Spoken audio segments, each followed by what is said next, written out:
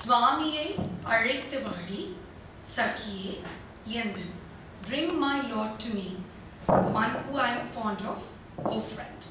That's the conversation between the friend and the heroine.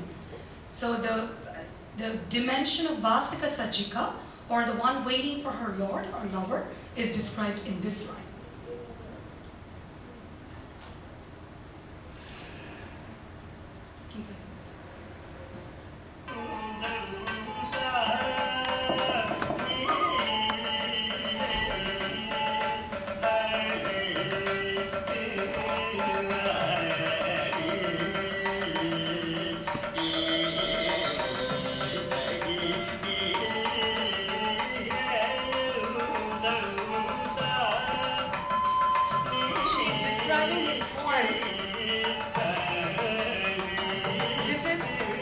Lord Shiva as Sundaresha.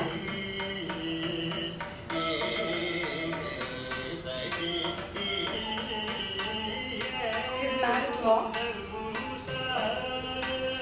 He is smeared with ashes in his body.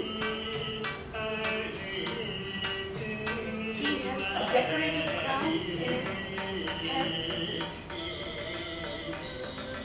He is robed with the dhoti. Got snakes coiled all over his body. She welcomes him.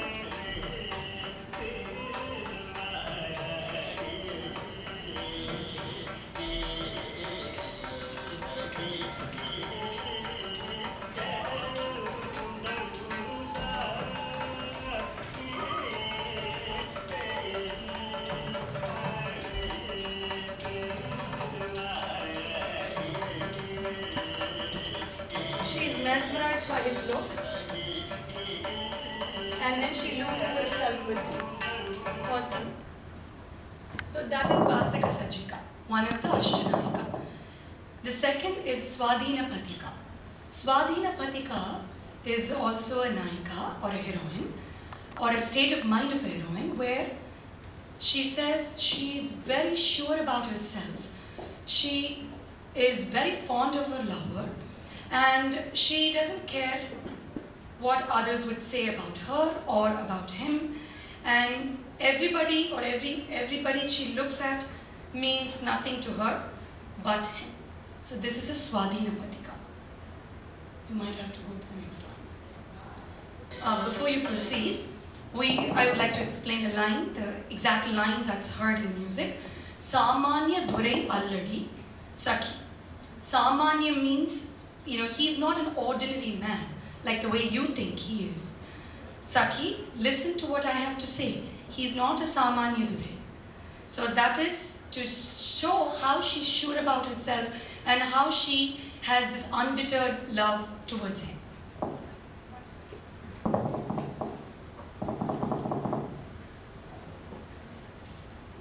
Yeah.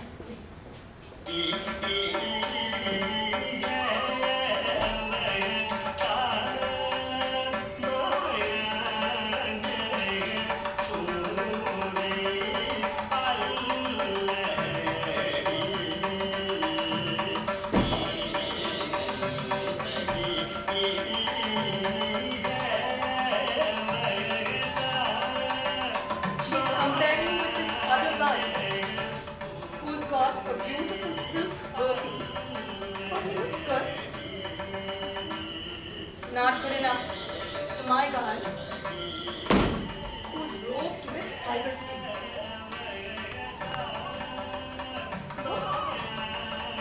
One wearing fancy jewelry, quite attractive. Doesn't stand a chance. My lord has snakes coiled all over his body as his jewelry. The other men apply sandal as a perfume. My lord has ashes smeared all over and has a skeleton garland. Is he any comparison? Lord of the others have 2 eyes, but my lord, with his third eye, draws my thoughts towards him. So you can see how she's sure about herself and how she campaigns for her Lord. Then next is Proshita Bhartika, the one who longs for her lover's presence. And then she's waiting and she's longing.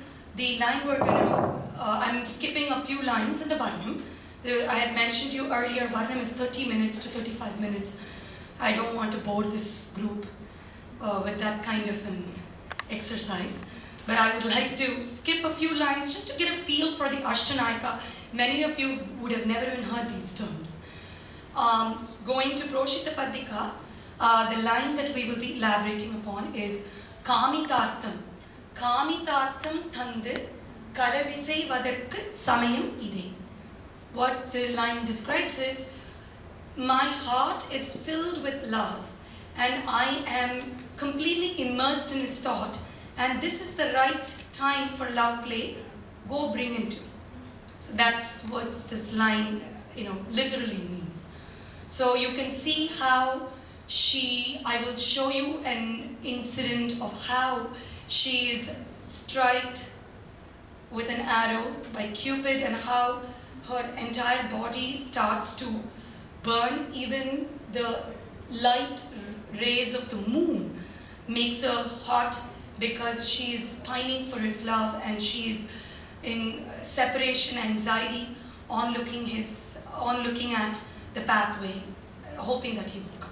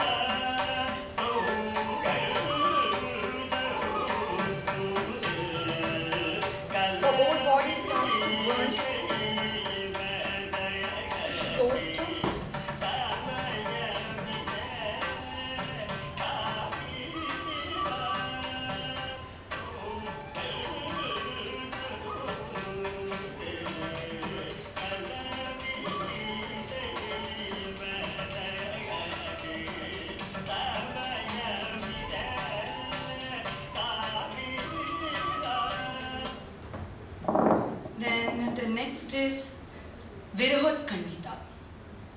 Virahot-Kandita is where the heroine is unable to bear the separation from her lover.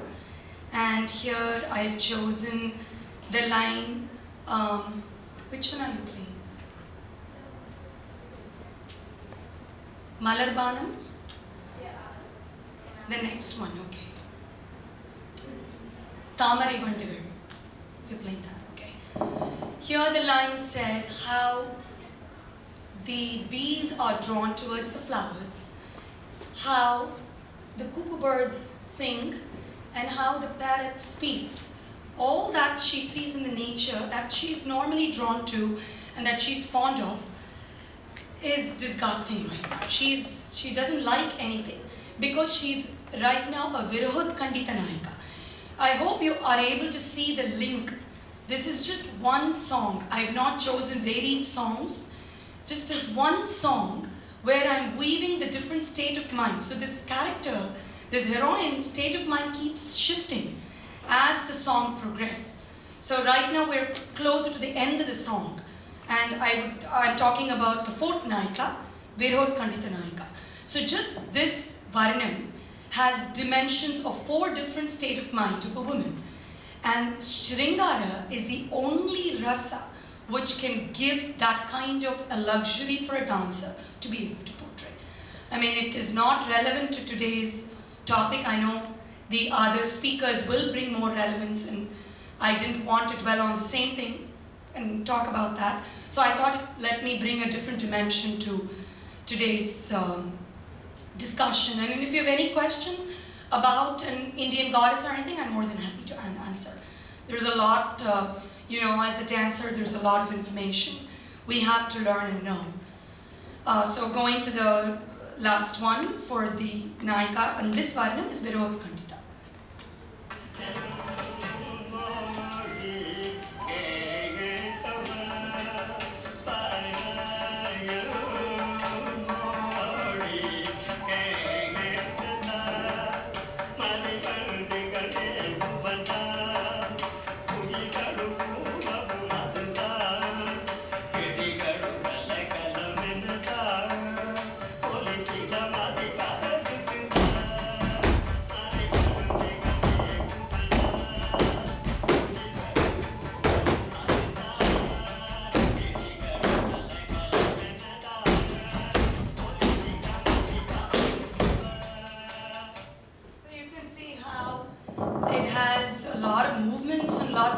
Interesting rhythm that goes with the Varnam, but the focal point is not the nirta or the pure dance aspect, so I didn't want to digress away from the topic. And the remaining four are Vipralabdha, where this heroine feels cheated by her lover. The next is Khandita. She's completely angry and she disowns him. The next is Abhisarika, where she's impatient because she wants him to come back. And she goes and tries to meet him herself. And the last is Kalahantarika. She rejects him first and then she repents. So all these Nayikas are quite relatable to today's terms, right? Don't you feel that way? Everybody here? The girls, specifically? Yeah. Every one of them are so relatable.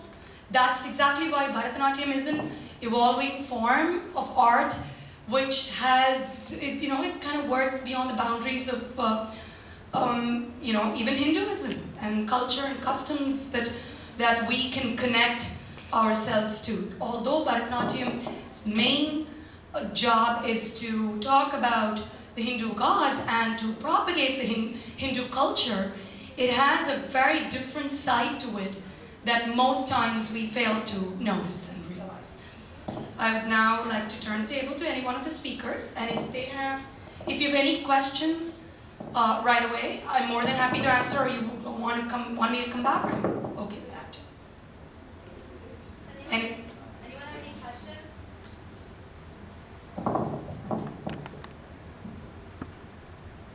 Yeah. Okay. All these Nayakas in this particular Varnam, are all the Nayakas portrayed like within one woman, like she's having all these different state of mind. That's why I don't call them as a character. It's a state of mind of a woman. So and how it is, just for us. Like, in the morning we're a certain way, and then something happens, and then everything shifts, and then the whole ball game changes that evening. It's all exciting because something else happened. So it's, how we are as a woman, and how we change. And then we play different roles as a mother, as a daughter, as a teacher, or as a student. And then based on who we are and what we are doing at that point, things have shifted. So it is all from the same piece. So specifically, I chose to do the Varnam because Varnam is so illustrious, and it's so easy to be able to bring about the various dimensions of the Nayika. And I feel that is exactly why predominant of the songs are in Shringara Rasa. This is a commonly asked question in my classrooms. Why is it, there are 9 rasas, meaning 9 emotions that one can express, and how come Shringara takes precedent over everything? That's because it's just amazing. That's the only reason. Anything off topic from Shringara you can ask. It doesn't have to be all about Shringara. Can you elaborate more about the role of Bharatanatyam in Hinduism and the history of that? Okay. It's a very broad spectrum. But I can say that Bharatanatyam's sole purpose is to propagate the religion and is to talk about how the Hindu gods and to represent the Hindu gods. But most of the time in today's context, I mean, at least in many of my lecture demonstrations and presentation, I kind of try to avoid dwelling into the religious aspect, because with shallow information, if my audience don't have enough knowledge, I wouldn't dwell deep into it. I would talk about the technique, because Bharatanatyam is so amazing in its technique. I don't even have to bring the religious aspect to it at all and still be able to do a 2-hour concert. So, like giving some examples, the Agananuru and Purananuru are 2nd century compositions. Each section has 400 songs, which talks about war, love, and all kinds of different topics, which has nothing to do with religion. The role of Hinduism, yes, Bharatanatyam has had its share of its, being a temple dance form. It has stayed within the framework of the temples. It was widely practiced by the Devadasis, who were the temple dancers, who were the priestesses in the temples. And early 1900s, some like Rukmini Devi Arundale and E. Krishna Iyer, they brought a reform to the Devadasi system. They kind of were working very hard to abolish the system, because it had a very negative connotation to it, and it brought a negative connotation to the style also. So it had a revival at that time, and the Theosophical Society of Madras then funded that work, and they were able to go and give public lectures about how Bharatanatyam should not be associated to that. And then here we are, there are many, many thousands of people who have learned Bharatanatyam after that. Prior to that, it was called Sadir, and it was only learned and practiced by the Devadasis. And then after that, everybody, all of you, many of you, had the opportunity to learn not just Bharatanatyam, any classical style. Even in Orissa, the Devadasis were living. In Kerala, the Devadasis were there.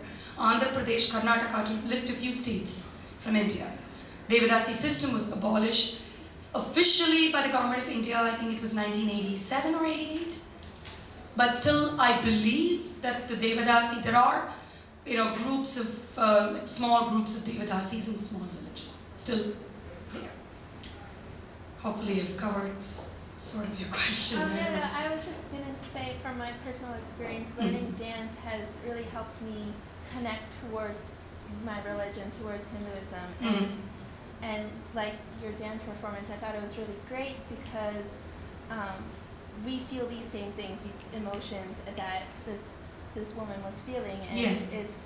It's so amazing that this art form can really, like in the 21st century, can help us. And absolutely right. Yes, there is a religious content to it. If you had noticed, this lady was describing Lord Shiva as Sundaresha. Sundaresha is different from Nataraja. If any of you know how Nataraja's idol looks, he's got his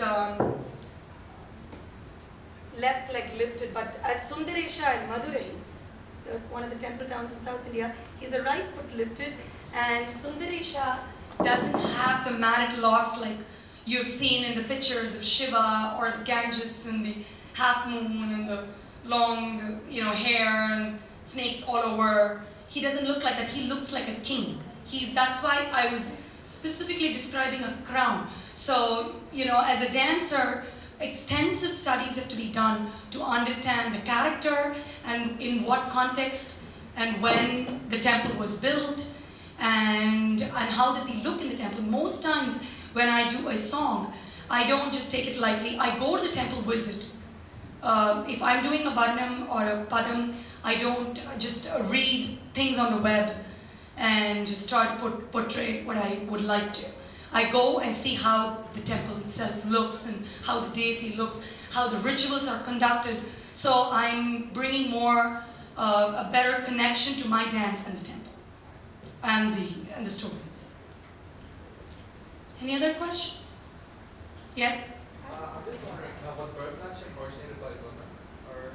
That's an interesting question. Originated by women, you say? Yeah. No, I mean, Bharatanatyam's origin goes back to Shiva, the master dancer.